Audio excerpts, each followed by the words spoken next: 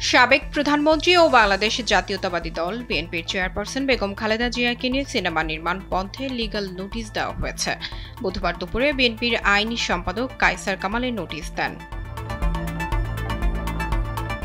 বিএনপির চেয়ারপারসনকে নিয়ে সিনেমা নির্মাণ বন্ধে লিগ্যাল নোটিশ দেওয়ার পাশাপাশি নোটিশের অনুলিপি পুলিশের মহাপরিদর্শক ও ঢাকা মহানগর পুলিশ কমিশনার বরাবর পাঠানো হয়েছে বলেও জানান বিএনপির এই আইন সম্পাদক। এর আগে জানা যায়, সাবেক এই প্রধানমন্ত্রীকে নিয়ে সিনেমা নির্মাণের ঘোষণা দিয়েছেন নির্মাতা এম.কে. জামান। সিনেমার নাম মাদার অফ ডেমোক্রেসি। এই নামে গত 18 অগস্ট সিনেমাটির নাম নিবন্ধন করা হয়েছে পরিচালক সমিতিতে। স্যান্ডেলিনা সো, রূপচর্চায় আভিজাত্য।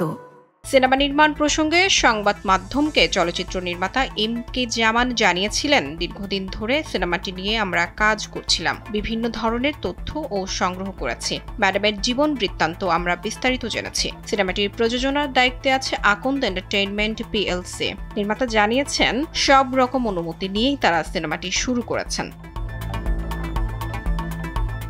তবে এখন জানা যাচ্ছে, সিনেমাটি নিয়ে কোনো ধরনের অনুমতি নেওয়া হয়নি। বিএনপির আইন সম্পাদক কায়সার কামাল বলেন, দেশনেত্রী বেগম খালেদা জিয়া এবং তার পরিবারের কেউ এই ধরনের সিনেমা নির্মাণে কোনো প্রকার কথা কারোর সঙ্গে বলেননি। অনুমতি নেওয়া তো দূরের কথা, এই তথাকথিত চিত্র পরিচালক এবং প্রযোজকদের সঙ্গে কখনোই কোনো যোগাযোগই হয়নি। বুধবার সিনেমাটি বন্ধে আইনি নোটিশের বিষয়ে কায়সার কামাল বলেন, একটি অসৎ উদ্দেশ্যে খালেদা জিয়ার নাম ভাঙিয়ে একটি সিনেমা তৈরির অপচেষ্টায় লিপ্ত আছে তথাকথিত নির্মাতা ও একটি প্রযোজনা প্রতিষ্ঠান। আইনজীবী হিসেবে একটা লিগ্যাল নোটিশ পাঠিয়েছি। দেশনেত্রীর নামে যে মুভিটা তারা নির্মাণের চিন্তা করছেন বা কাজ শুরু করতে যাচ্ছেন তা থেকে বিরত থাকার জন্য, অন্যথায় তাদের বিরুদ্ধে আইনানুগ ব্যবস্থা নেওয়া হবে।